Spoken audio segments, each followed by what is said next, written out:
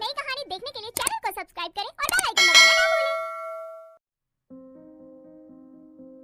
Hello दोस्तों, आज जो मैं आपको कहानी सुनाने जा रही हूँ ये कहानी है जादुई चॉकलेट के पेड़ की। तो चलिए दोस्तों देखते हैं जादुई चॉकलेट के पेड़ की कहानी। इसी गांव में रेखा नाम की एक गरीब लड़की रहती थी। वो शहर के एक चॉकलेट की दुकान पर काम करती थी। फिर एक दिन दुकान के बाहर दो गरीब लड़कियां खड़ी होकर वहां रखे चॉकलेट को देखने लगती हैं। तुम दोनों को कौन सी चॉकलेट चाहिए? नहीं नहीं दीदी, हमें कुछ नहीं चाहिए, बस हम दोनों बहुत गरीब हैं। हमारे पास चॉकलेट खरीदने के लिए पैसे नहीं हैं, इसीलिए हम दोनों चॉकलेट को देखकर अपना मन भर रहे थे। उन दोनों की बात सुनकर रेखा को उन पर बहुत दया आती है। फिर रेखा उन दोनों को एक एक चॉकलेट पकड़ा देती है। दीदी, ये चॉकलेट तो बहुत महंगी है। मैंने तो आपसे पहले ही कहा था कि हमारे पास पैसे नहीं हैं। अगर आपकी मालकिन को पता चल गया तो वो बहुत नाराज होंगी। तुम दोनों इसकी चिंता मत करो, चॉकलेट के पैसे मैं अपनी तनख्वाह से कटवा लूंगी। फिर दोनों लड़कियां खुश होकर चॉकलेट खाने लगती हैं, लेकिन तभी वहाँ मालकिन नताशा आ जाती है। रे, तू इन लड़कियों को मुफ्त में चॉकलेट दे रही है। लगता है मेरे गैर हाजिरी में तू इसी तरह चोरी करके लोगों को चॉकलेट खिलाती है। ठहर जा, आज मैं तुझे नहीं छोड़ूंगी। ना कहकर नताशा रेखा के बाल पकड़कर उसकी पिटाई करने लगती है। मुझे मत मारो दीदी, मैंने आज तक आपकी दुकान में कभी चोरी नहीं की। इन दोनों के चॉकलेट के पैसे मैं अपनी तनख्वाह से कटवाने वाली थी। मैंने तेरी चोरी पकड़ ली, इसीलिए अब तू बहाना बना रही है, लेकिन मैं तेरी बातों में नहीं आऊंगी। इस तरह नताशा उसे खूब मारती है और धक्के देकर दुकान से बाहर निकाल देती है। बेचारी रेखा दुखी होकर वहां से चली जाती है और एक नदी के किनारे बैठकर रोने लगती है। हे भगवान, मुझे समझ नहीं आता कि लोगों की भलाई करने वालों के साथ बुरा क्यों होता है। लेकिन तभी अचानक रेखा को नदी में एक पेड़ तैरता हुआ दिखाई देता है। उस पेड़ पर खूब सारे चॉकलेट लगे हुए थे। इस पेड़ पर तो बहुत सारे चॉकलेट लगे हैं। रेखा तुरंत नदी में कूदकर उस पेड़ को बाहर निकाल लेती है। तभी वो जादुई पेड़ अचानक रेखा से बात करने लगता है। मेरी जान बचाने के लिए तुम्हारा बहुत बहुत शुक्रिया। मैं एक जादुई चॉकलेट का पेड़ हूँ। मैं जादूगरों की दुनिया में रहता था, लेकिन एक दिन अचानक तेज भूकंप की वजह से मैं जमीन से उखड़कर नदी में गिर गया और बहता हुआ यहाँ चला आया। लेकिन तुमने मेरी जान बचाई है, इसीलिए मैं तुम्हारी मदद करके इस एहसान को चुकाना चाहता हूँ। कहो तुम्हें क्या चाहिए?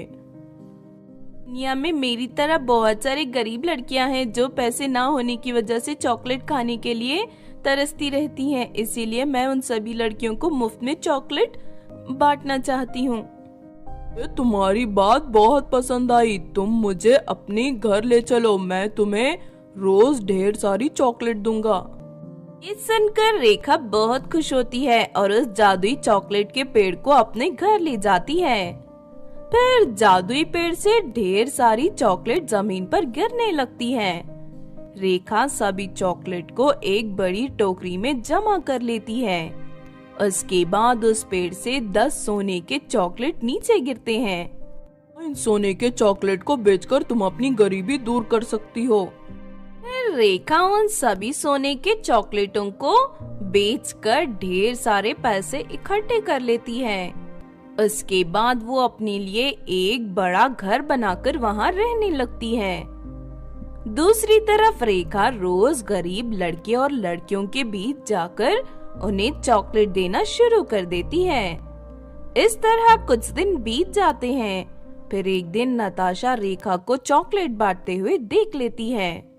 रेखा की बच्ची लोगों को मुफ्त में चॉकलेट दे रही है। इतनी सारी चॉकलेट खरीदने के लिए इसके पास पैसे कहाँ से आए? उसके बाद नताशा रेखा का पीछा करते हुए उसके घर तक पहुंच जाती है। रेखा के घर को देख नताशा की आंखें फटी की फटी रह जाती हैं। बाप रे, ये रेखा तो बहुत अमीर बन गई। इसका घर तो बहुत ही आलीशान है। नताशा देखती है कि रेखा जादुई पेड़ से चॉकलेट तोड़कर एक टोकरी में जमा कर रही है। अच्छा, तो ये बात है, इस जादुई चॉकलेट के पेड़ की वजह से रेखा इतनी अमीर बन गई है। अब मैं रेखा को जान से मार के इस पेड़ को हत्या लूंगी।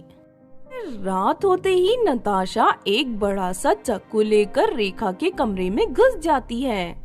नताशा, ये सब क्या है? तुम इस तरह चाकू लेकर मेरे घर में क्यों आई हो? तुझे जान से मारकर इस जादुई चॉकलेट के पेड़ को अपने घर ले जाऊंगी, कहकर नताशा रेखा पर हमला करने के लिए आगे बढ़ती है। लेकिन तभी उस जादुई पेड़ से एक डंडा बाहर निकलकर धनाधन नताशा की पिटाई करने लगता है। अरे नहीं, ये सब क्या हो रहा है? कोई मुझे बचाओ, कोई मुझे बचाओ। ये देख रेखा बहुत खुश होती है। उसके बाद वो डंडा नताशा को पीटते हुए रेखा के घर से बाहर निकाल देता है। डंडे की मार खाकर नताशा घबरा कर वहाँ से भाग जाती है। इस तरह सब कुछ ठीक हो जाता है और रेखा फिर से हंसी खुशी अपनी जिंदगी जीने लगती है। तो आपने देखा दोस्तों, जादुई चॉकलेट के पेड़ की कहानी। इस कहानी से हमें ये सीख मिलती है कि निस्वार्थ भावना से दूसरे लोगों की मदद करने वाले अच्छे लोगों के साथ कभी बुरा नहीं होता, वो हमेशा सुखी रहते हैं। अगर ये कहानी आपको अच्छी लगी हो तो जरूर लाइक करें और हमारे चैनल छोटू टीवी को सब्सक्राइब भी कर लें। और हाँ दोस्तों, हमें कमेंट करके जरूर बताना कि आपको कहानी कैसी लगी।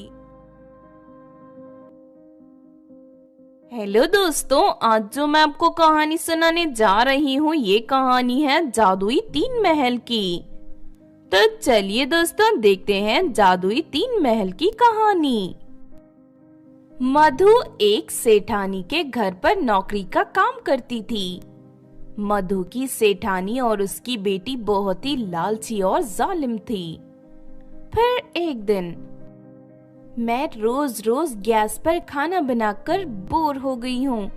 मैंने सुना है चूल्हे पर बना खाना बहुत स्वादिष्ट होता है, इसीलिए आज मैं चूल्हे पर बना खाना खाना चाहती हूँ। ठीक है बेटी, तू चिंता मत कर, मैं अभी मधु से चूल्हे पर खाना तैयार करने के लिए कहती हूँ। इसके बाद ललिता मधु को आवाज देकर बुलाती है और कहती है, मधु, मेरी बेटी को चूल्हे पर बना खाना खाना है, तू जल्दी से उसके लिए चूल्हा तैयार करके खाना बना दे। लेकिन सेठानी जी, चूल्हे में खाना बनाने के लिए हमें ढेर सारी लकड़ियों की जरूरत होगी, लेकिन यहाँ तो एक भी लकड़ी नहीं है। अरे, अगर घर पर लकड़ियाँ नहीं है तो पास वाले जंगल से लकड़ियाँ काट कर ले आ। लेकिन सेठानी जी, लोग कहते हैं वो जंगल बहुत खतरनाक है, वहाँ भूत और चुड़ैलों का बसेरा है, मुझे वहाँ जाने में डर लग रहा है। अरे ये सब बातें झूठी हैं, चल तू जल्दी से जा वरना मैं तुझे नौकरी से निकाल दूंगी। फिर मधु एक कुल्हाड़ी लेकर जंगल में लकड़ियाँ काटने चली जाती है। थोड़ी दूर जाने के बाद उसे एक घायल घोड़ा दिखाई देता है। मेरी मदद करो बेटी, मैं बहुत प्यासा हूँ, पास के झील से लाकर मुझे थोड़ा पानी पिला दो। हाँ हाँ, आप फिक्र मत करिए, मैं अभी पानी लेकर आती हूँ। मधु दौड़कर झील से पानी लेकर आ जाती है और घोड़े को पानी पिलाने लगती है। पानी पीते ही वो घोड़ा उठकर खड़ा हो जाता है और कहता है, तुम एक बहुत ही दयालु लड़की हो, तुमने बुरे वक्त में मेरी मदद की, इसीलिए मैं तुम्हें कुछ देना चाहता हूँ। उसके बाद वो घोड़ा मधु को अपने पेट पर बैठाकर जंगल के बीच वाले हिस्से में ले जाता है। तभी वहाँ मधु को 3 चमकदार महल दिखाई देते हैं। तुम एक एक कर इन तीनों महल के अंदर चली जाओ, उसके बाद तुम्हारी जिंदगी पूरी तरह बदल जाएगी। फिर घोड़े की बात मानकर मधु जैसे ही पहले महल के दरवाजे के अंदर जाती है कि तभी वो एक परी की तरह खूबसूरत बन जाती है। उसके बाद मधु दूसरे महल में दाखिल होती है। अंदर जाते ही उसे उड़ने वाली एक जादुई झाड़ू मिलती है और झाड़ू को लेकर मधु बाहर आ जाती है। फिर आखिर में मधु तीसरे महल के अंदर जाती है। अंदर उसे ढेर सारा खजाना दिखाई देता है। मधु वो सारा खजाना उठा लेती है और अपने जादुई झाड़ू पर बैठकर वापस अपनी सेठानी के घर चली जाती है। मधु को देखते ही सेठानी और उसकी बेटी की आंखें आश्चर्य से भर जाती है। अरे तू इतनी खूबसूरत कैसे बन गई और तेरे पास इतनी सारी दौलत कहाँ से आई? मधु उन दोनों को सारी सच्चाई बताकर अपने घर चली जाती है। फिर लालच में आकर दोनों माँ बेटी जंगल में पहुँच जाती हैं। लेकिन काफी देर भटकने के बाद भी उन्हें कोई घायल घोड़ा नहीं दिखाई देता। अरे माँ, उस मधु ने कहा था कि घायल घोड़ा मिलेगा, लेकिन यहाँ तो कोई नहीं है। कोई बात नहीं बेटी, आगे चलते हैं, शायद वो तीनों महल हमें दिख जाएं। काफी देर चलने के बाद उन्हें वो तीनों महल दिखाई देते हैं। ये देख दोनों खुश हो जाती हैं।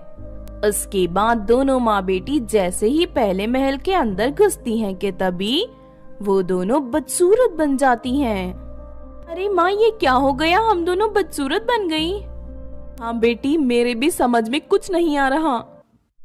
चलो हम दूसरे महल में चलकर देखते हैं, वहाँ हमें उड़ने वाली झाड़ू जरूर मिलेगी। दोनों जैसे ही दूसरे महल के अंदर घुसती हैं कि तभी वहाँ मौजूद जादुई झाड़ू उन दोनों की खूब पिटाई करती हैं और उन दोनों के सर के सारे बाल गायब करके उन्हें गंजी बना देती हैं। अरे नहीं, ये जादुई झाड़ू तो बहुत ही खतरनाक निकली, हम दोनों को गंजी बना दिया। फिक्र मत कर बेटी, अभी तीसरा महल बाकी है। चल कर उसके अंदर रखा सारा खजाना ले लेते हैं। इस तरह खजाने को हासिल करने के लिए दोनों माँ बेटी तीसरे महल के अंदर भी घुस जाती हैं। उन्हें अपने सामने ढेर सारा खजाना दिखाई देता है, लेकिन दोनों जैसे ही खजाने को उठाने के लिए अपने हाथ आगे बढ़ाती हैं कि तभी उन दोनों के हाथ कटकर जमीन पर गिर जाते हैं। अरे नहीं, ये क्या हो गया माँ? अब तो हम दोनों के हाथ भी कट गए। चलो माँ, यहाँ से भाग चलते हैं, वरना हम दोनों जान से मारी जाएंगी। हाँ बेटी, तू ठीक कहती है, चल जल्दी से यहाँ से भाग ले। के बाद दोनों माँ बेटी डर के वहाँ से भाग जाती हैं। इस तरह उन्हें उनके लालच का फल मिल जाता है और मधु अपने खजाने के साथ हंसी खुशी रहने लगती है। तो आपने देखा दोस्तों जादुई तीन महल की कहानी। इस कहानी से हमें ये सीख मिलती है कि हमारे पास जो जितना है हमें उतने में ही खुश रहना चाहिए।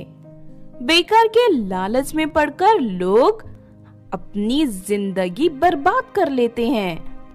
अगर ये कहानी आपको अच्छी लगी हो तो जरूर लाइक करें और हमारे चैनल छोटू टीवी को सब्सक्राइब भी कर लें। और हाँ दोस्तों, हमें कमेंट करके जरूर बताना कि आपको कहानी कैसी लगी।